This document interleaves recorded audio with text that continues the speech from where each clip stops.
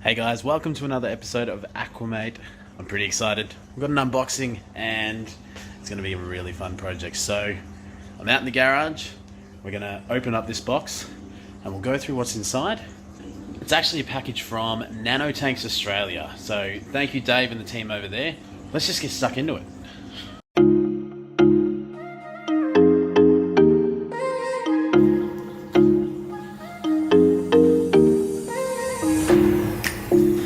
So, we open up. There's some foam. Alright, let's get these out.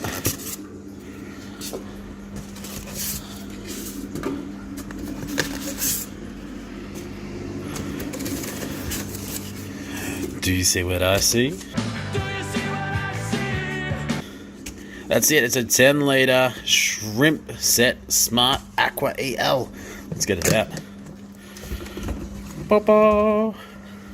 This is the 10 litre Aqua EL shrimp set.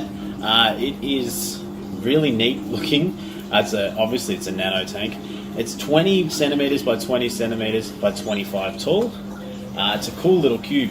Now this thing has a glass tank, obviously, glass cover.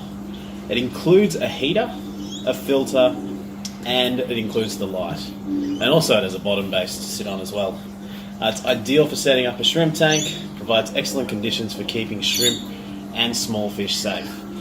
I probably wouldn't put any small fish in here, but I'm definitely going to set it up and try and grow some of those beautiful red shrimp that we've got. It's got protective screen equipment and LED Smart 2 series lighting. It's got a 6-watt light, so that should be plenty to help grow plants, especially in such a small tank. Maintenance-free heater, Active Food. The Active Food is not in the Australian version. So it comes in white, which looks pretty cool, and black, which I really like the black, and that's the one that we've got. So let's open it up.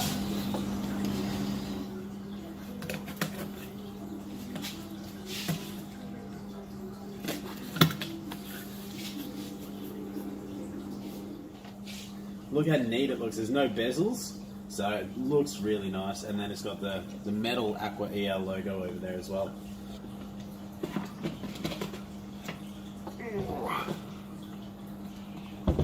It's stuck. It's really stuck. It totally is stuck.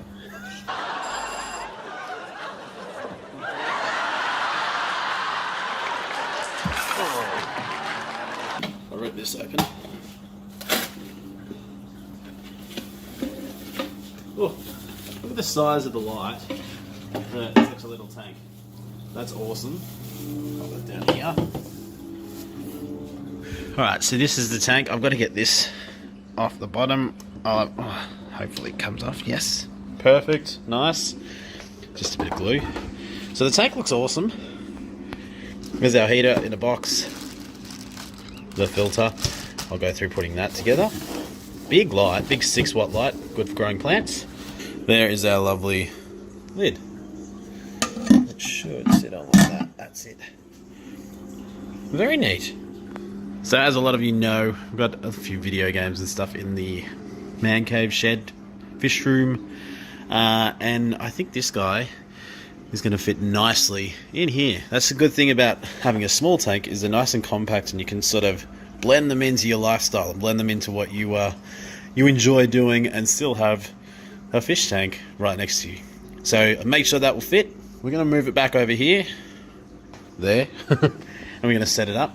I've just run up to the shop and grabbed a power board. Number one thing with fish tanks that people forget, we need a power board because we have 3 power points to run this little nano tank. Let's get to it. Alright, so it comes with a whole bunch of pieces this is for multiple sets, so some of these pieces actually aren't in this kit. Basically, we have our power head, which is a 4-watt pump, and you can see there, it's going to draw the water up. And there's this sponge filter, which just slides right onto the end there. You see there's a hole in it there. Now, this is the suction caps to hold it to the back. And it looks like this is goes in between the suction cap and that, and it's got a little clip on the end, which is perfect to hold onto the back of the tank. And then we choose our poison, whether we want to use this for the flow, but I'm going to use I think they're called a duckbill. I'm going to use this to really push the water back up to the surface and keep it moving. So I'll do that. Ladies and gentlemen.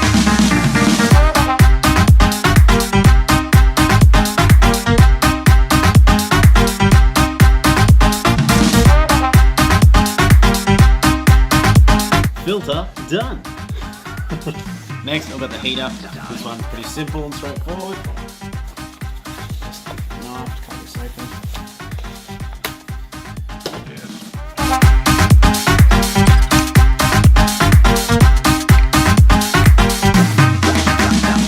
So, looks pretty smart, nice and easy. We just need to set it up with the substrate, plants, rocks, and shrimp. I did snap that bit off though, you can't see it too easy. I was trying to move it, but the suction cups were so strong, I accidentally snapped that off putting the heater back in. But it's not crucial, it doesn't matter because the suction caps are working so well. So, how are we going to set this up? What am I going to put in it? Ba-ba! Alright, so Dave, again from Nanotanks Australia, was kind enough to send me a bag of Amazonia Light. So that is going in there. We have 3 awesome dragon stones. Really like this one. Just easily sits up on its own. And then we've also got Glostigma elatinoides, which will be really good. And then easier just to say the giant red Bacopa. But let's go for fun anyway. Bacopa and Plexicorus. So I've got 2 of each of those. What we'll do, we'll put this in, and then we'll do our hardscape. Obviously first, always the best way to do everything. I'm thinking though, I might use a fake rock and put that at the back, and then put this up and try and build it, and just create some depth. So we'll have everything going up towards the back. But obviously, we probably don't want it too much, so we're not hitting the heater. I'll have a think about that. Let's have a little closer look at these plants. So this one here is the Glostigma. This is sort of a foreground to mid sort of ground plant. So I'm thinking what I'll do is I'll break this up and we'll push this mainly around in the foreground. And then the big red Bacopa, it's more of a mid-ground, grows a bit taller. You can see it's a bit thicker as well. So we'll sort of push that in and around the rocks and try and create some depth. But definitely Pisces plants, I've used them a few times before, had great luck. And they'll tell you as well. Fall to mid-ground and mid-ground. So it just sort of helps while you're sort of learning on your aquascaping journey.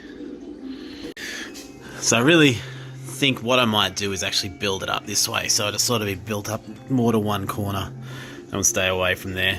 We can move these up a little bit, but yeah, let's just try and create the rocks and then have a foreground with the plants going. I'll have a play around anyway, and hopefully I'm proud of it at the end.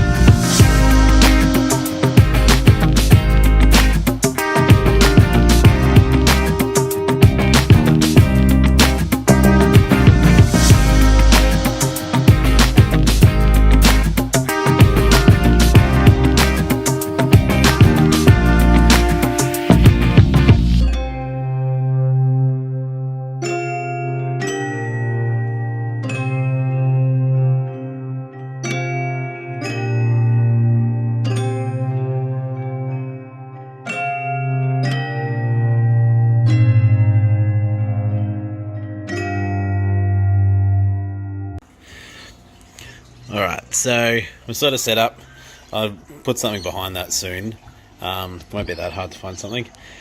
It's all a little bit wet because I made all of the substrate wet because it makes it a lot easier to plant. Still sometimes it's tricky.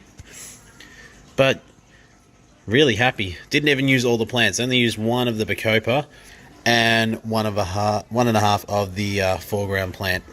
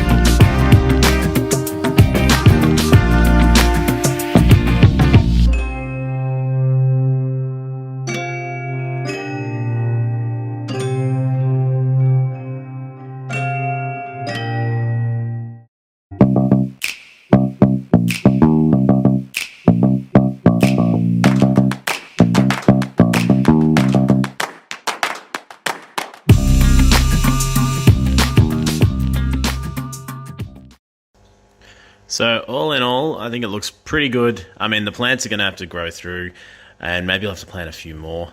Everything's going well. I did move that middle piece of Dragonstone up to sort of marry up with the other ones. The water is a lot more clear now, and I think I'm going to actually propagate some of the plants from some of the other tanks and put them in the background. Now, we've got to leave this for about 8 weeks before we can add any shrimp, because there's a lot of ammonia that will come out of the substrate. So once that's done, I'll see you guys for another video. Thanks for watching.